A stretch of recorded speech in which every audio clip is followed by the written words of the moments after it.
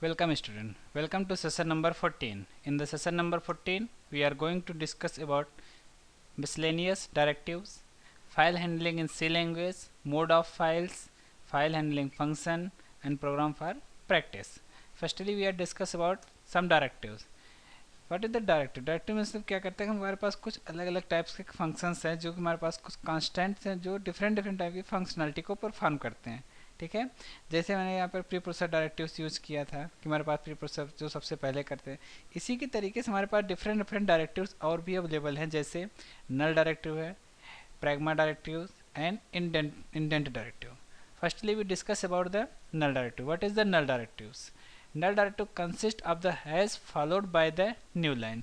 Means कोई भी character जो भी न्यू हैश के साथ साथ न्यू लाइन करेक्टर को फॉलो करता है, means starting plus then ending, this is called null directive with only white space including comments in between. ठीक है, ये हमारा कहलाता है कि नल डायरेक्टिव। यहाँ पर नल अगर हमें कोई भी स्पेस नल करेक्टर को रिप्रेजेंट करना तो हम क्या करते हैं, नल डायरेक्टिव को यूज करते हैं। Null directive is understood as a preprocessor directive but it has no effect on the preprocessor output. ठीक है, नल डायरेक्टिव का कोई भी इफेक्ट जब भी हम प्री प्रोसेसर डायरेक्टिव यूज करते हैं तो उस कंडीशन पे हमारे पास नहीं होता है कि हम नल डायरेक्टिव का कैसे यूज करें। इसके बाद सेकंड आता है हमारे पास pragma डायरेक्टिव। ठीक है, this is the method specified in the C standard for providing additional information to the compiler.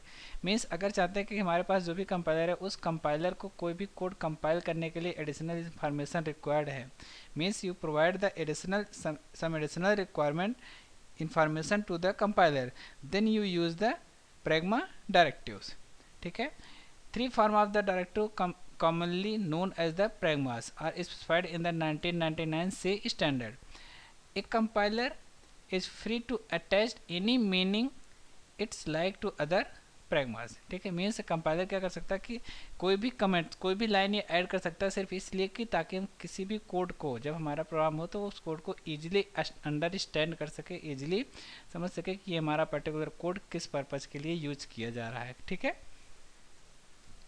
here some example just has defined do pragma x do underscore pragma x underscore pragma has x means has x the pragma dependency and do pragma gcc dependency। ठीक है, means ये हमारे programme के लिए special एक extra information है कि means how we specify the program compiler to how to compiler specify the code. Means कोई भी कोड है तो उसको अगर इन्फॉर्मेशन एडिशनल इन्फॉर्मेशन चाहिए तो उसके लिए क्या करता है, pragma डायरेक्टिव को यूज़ करता है। इसके बाद ये तो हमारे पास सम डायरेक्टिव्स थे कि डायरेक्टिव्स का यूज हम क्यों करते हैं, कैसे कौन कौन से अलग अलग डायरेक्टिव्स यूज करते हैं। अब इसके बाद जो हमारे पास सी में आता है, जो मेन फंक्शनलिटी सी की है वो हमारी है file handling in C language. Means हम फाइल को कैसे, अभी तक जो भी डेटा हम स्टोर कर रहे थे, जो भी डाटा हमारे पास था वो पर्टिकुलर डेटा क्या था, किस फॉर्मेट में था कि हम डेटा को जनरल फॉर्मेट यूज़ कर रहे थे कि हमारे पास ये डेटा था, जब तक हमारे पास मेमोरी स्टार्ट है तब तक हमारे पास डेटा अवेलेबल है। लेकिन जैसे हमारे प्रोग्राम को टर्मिनेट किया, जो भी डेटा मैंने काम किया था, जो भी डेटा मैंने वर्क किया था, वो डेटा हमारा लॉस हो जाता है। लेकिन हम चाहते हैं कि नहीं, जो भी डेटा हमारे पास है वो डेटा क्या करे, after completion of the program it will remain. Means हम चाहते हैं कि हमारे पास ये कंपाइलर प्रोग्राम टर्मिनेट होने के बाद भी हमारे पास डेटा क्या रहे, उसी सिचुएशन में अवेलेबल रहे। तो उसके लिए हम क्या करते हैं, फाइल हैंडलिंग यूज करते हैं। Means first we define and definition and opening a file, first file name, second the data structure and third the purpose. First is the file name. What is the file name? File name is the string of character that make up a valid file name for the operating system. ठीक है, ये हमारे पास string character है जो file name के लिए एक valid operating system के लिए नेम प्रोवाइड करता है कि ये हमारा फाइल का नेम है। इस नेम के थ्रू क्या कर सकते हैं कि हम इसको एक्सेस कर सकते हैं, इस प्रोग्राम को, इस फाइल को पूरे सिस्टम में ऑपरेटिंग सिस्टम रीड कर सकता है, राइट कर सकता है, एक्सिक्यूट कर सकता है। फिर इसका सेकंड आता है कि data structure. What is the data structure? Data structure of the file is defined as file FILE in the capital letter in the library of standard input output function definition। Means stdio.h file के अंदर ये एक हमारे पास file नाम का structure define है जो हमें ये बताता है कि कैसे फाइल को रीड करेंगे, कैसे डेटा को राइट करेंगे। Means the purpose means write data to the file और read data already existing from the file. इसके बाद देखा है format of the declaring and the opening a file means when you are using a file तो then you create the first we create the variable या pointer of the structure file means file star AP means file pointer मैंने create किया। Create करने के बाद after that F open is a function is this function is defined in the IO library. fopen is a function which takes two arguments. First argument is the file name and second argument is the mode. Means what is the mode? Mode is the basically situation where we access या when we access the work on the file. Means हम file पे किस type का action perform करेंगे, किस type का कोई भी टास्क परफॉर्म करेंगे, इसको हमारा बताता है मोड। ठीक है, मीन्स एफ पी। अब हम मोड को बताने के बाद the first statement declare the variable AP as a pointer to the data type file. File is a structure that defined in the IO library. The second statement open a file named file name and assign the identifier to file type pointer fp. इसके बाद file opening modes. अब जब मैंने discuss किया कि mode क्या है, जिसके में किस वे से हम फाइल को रीड करेंगे। अब हमारे पास डिफरेंट टाइप्स के मोड होते हैं, जैसे RWA। ठीक है, अब RWA हमारा जो मोड है, सबसे पहला मोड है R means open the file for reading only, means ये फाइल को क्या करता है, सिर्फ फाइल को रीड करने के लिए ओपन करता है। Second one is the right W, open this file for writing only. ठीक है, मीन्स अब ये क्या करता है, फाइल को राइट मोड में ओपन करता है कि राइट में हमारी ये फाइल है, इस फाइल को राइट मोड में ओपन करेंगे। ठीक है, इसके बाद अपेंड मीन्स अगर कोई पर सपोज करिए आपने कोई एक ऐसी फाइल ओपन किया जो ऑलरेडी पहले से क्रिएटेड है, पहले से बनी हुई है, तो आप क्या करोगे, देखोगे कि वो फाइल क्रिएट तो कर देगा, लेकिन क्रिएट करने के बाद उस फाइल में जो भी कंटेंट अवेलेबल था वो कंटेंट आपका क्या हो जाएगा, इरेज हो जाएगा। इरेज होने के बाद आप देखोगे कि आप नई फाइल क्रिएट होगी और आपका जो फाइल पॉइंटर का स्टार्टिंग लोकेशन होगी वो स्टार्टिंग लोकेशन कहाँ से होगी, फाइल के बिगिनिंग से स्टार्ट होगी। A mode is the open the file for appending or adding data to it. Means what is the difference between write and append? Means if the in the write mode the file, if already file is exist then it erase the file and open a fresh file for the writing. But in the case of appending file, if the file is exist, it just open the file and move the pointer to the end of the file. Some file handling functions fget, fileget and getc। ठीक है, fgetc and gets।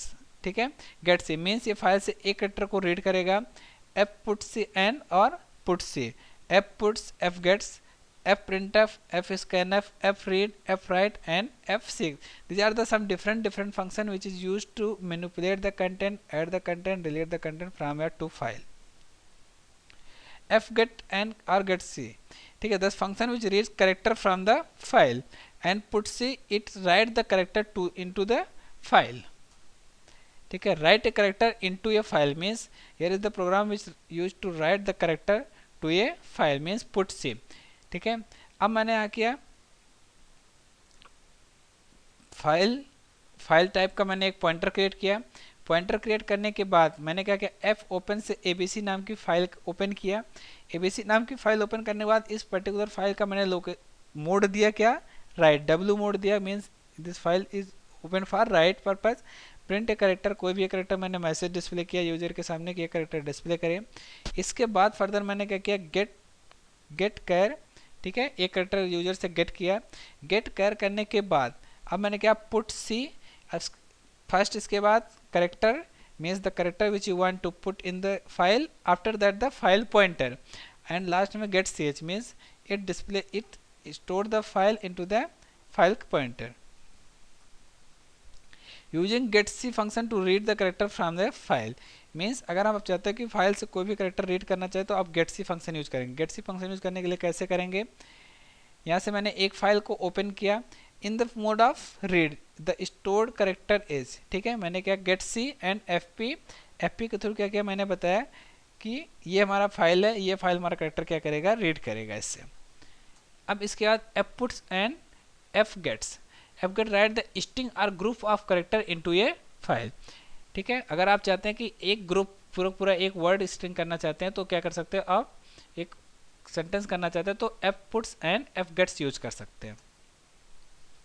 यहाँ पर क्या है, यहाँ पर मैंने किया gets n a and puts क्या किया एन ए मीन्स हमारे पास जो करेक्टर हैं, इसके बाद क्या किया फाइल पॉइंटर के अंदर मैंने क्या किया इस करेक्टर को मैंने राइट कर दिया, ठीक है।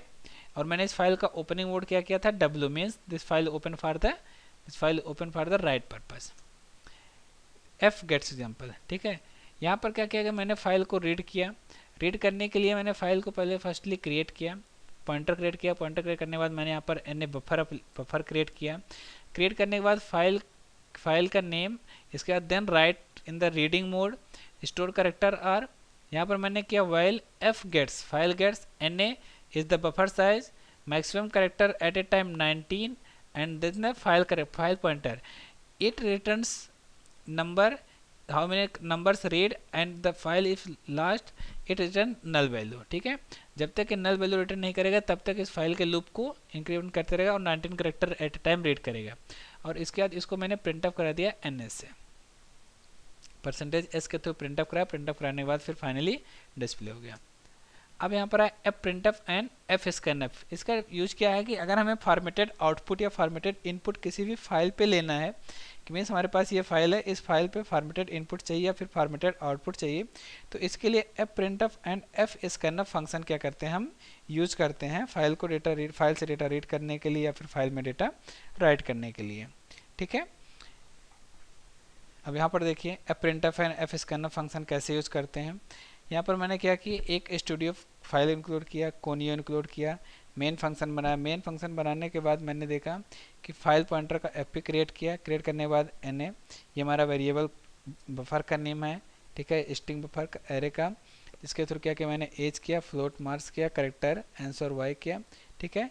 अब मैंने एक फाइल को राइट मोड में ओपन किया एफ ओपन, इसके बाद मैंने क्या किया फाइल को A B C and W in the write mode while answer is s, ठीक है।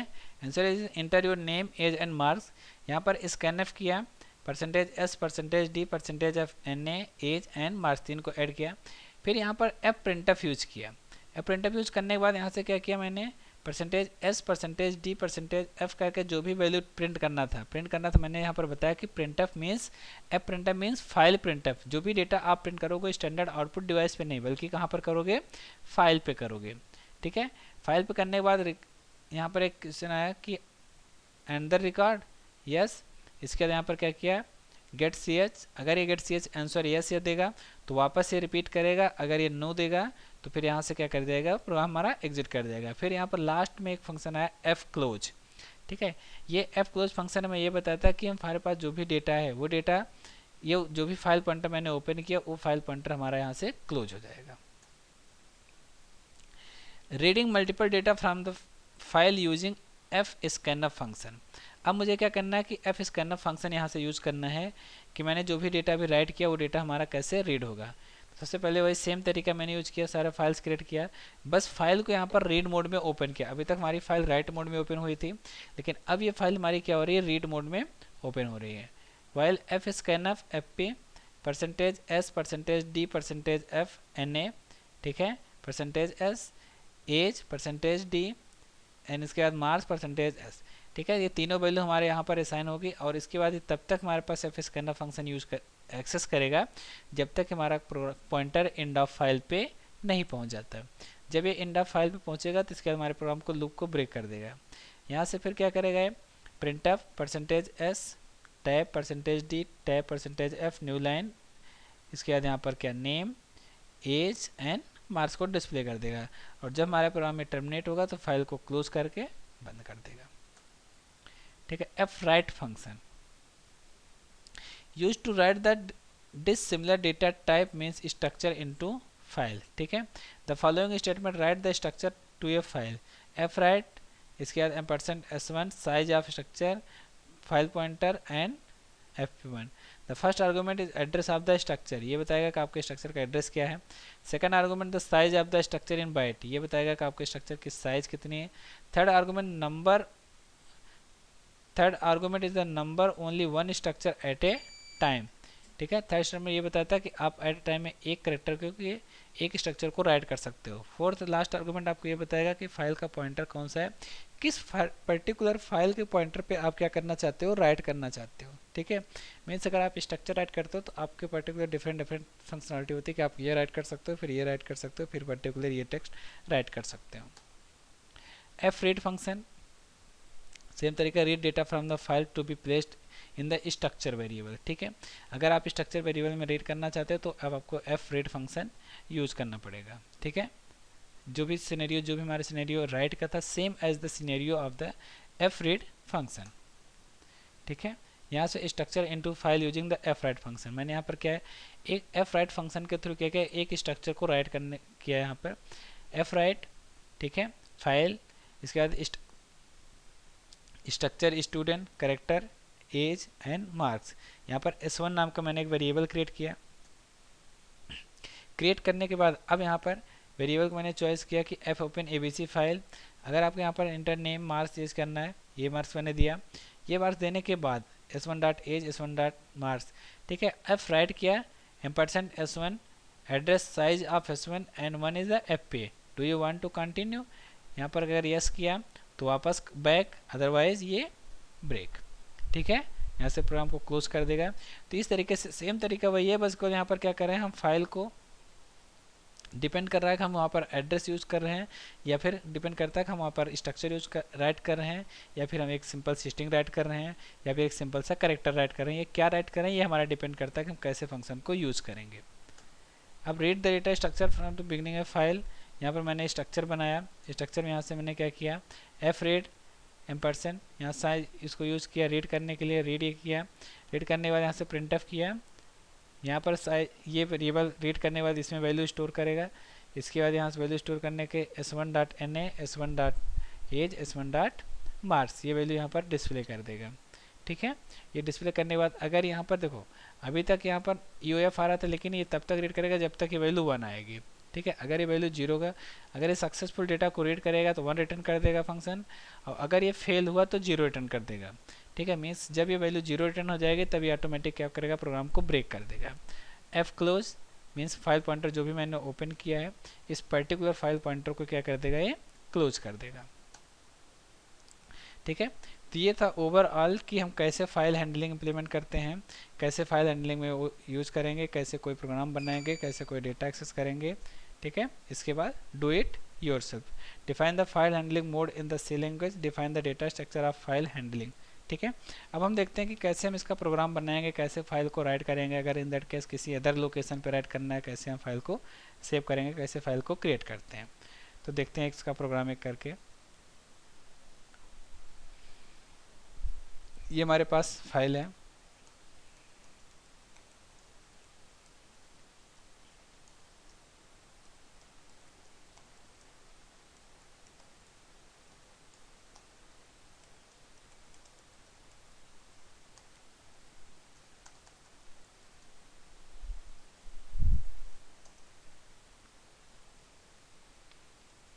यहाँ पर मैंने एक फाइल पॉइंटर क्रिएट किया है। फाइल पॉइंटर क्रिएट करने के बाद अब मैंने यहाँ पर किया है यूजर से करेक्टर बफर, करेक्टर बफर करने के बाद यहाँ से मैंने बताया इसकी साइज 50। ठीक है, या कह सकते हो कि मैंने नहीं। ठीक है, अब मैंने यहाँ से किया FP equal to F open. अगर सपोज करिए आपकी फ़ाइल किसी अलग ड्राइव में पड़ी हुई है। ठीक है, तो मैंने बताया कि आप एक पहले आपकी इस ड्राइव में एक फ़ोल्डर क्रिएट कर लेते हैं, डी ड्राइव। ठीक है, डी ड्राइव में एक फ़ोल्डर है माई फाइल, माई MF। ठीक है, MF नाम का फ़ोल्डर क्रिएट किया। अब मैंने बताया कि MF नाम के फ़ोल्डर में आप क्या करो कि abc डॉट टेक्स्ट नाम की फ़ाइल क्रिएट करना, और इस फाइल का जो मोड होगा वो हमारा कैसा होगा, राइट मोड होगा। यहाँ पर एक चीज़ देखिए कि मैंने जब एक ड्राइव के लोकेशन को बताना चाहा तो मैंने यहाँ पर डबल स्लैश यूज किया है। ऐसा इसलिए यूज किया जाता है क्योंकि अगर आप सिंगल स्लैश यूज करोगे तो ये कंप्लीट कर लेगा कि आप बैक स्लैश करेक्टर यूज कर रहे हो। जैसे मैंने यूज करता हूँ बैक स्लैश n। ठीक है। तो ये बैकस्लैश करेक्टर ट्रीट करने लगेगा अगर एक सिंगल यूज़ करोगे, लेकिन जब आप एक सिंगल बताओगे तो ये सिंबल के बैकस्लैश है, ठीक है। लेकिन जब दूसरा बताएगा तो ये ऑटोमेटिक ट्रीट कर लेगा कि नहीं ये बैकस्लैश नहीं, ये बैकस्लैश करेक्टर यूज़ किया गया, ना कि ये एस्केप सीक्वेंस यूज़ किया गया। अब इसके बाद मैंने थर्ड सेकंड पोजीशन पे क्या करना है कि एक printf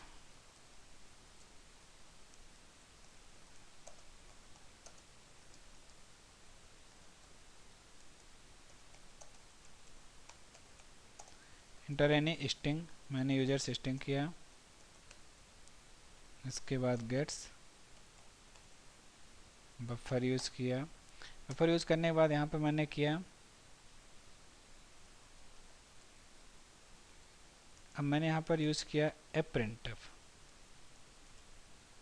आप प्रिंट करो डेटा को, लेकिन कहाँ पर, फाइल पे %s एंड बफर, इस बफर में जो भी डेटा हो उस डेटा को क्या कर दो आप प्रिंट कर दो फाइल में। f close and then fp file pointer and then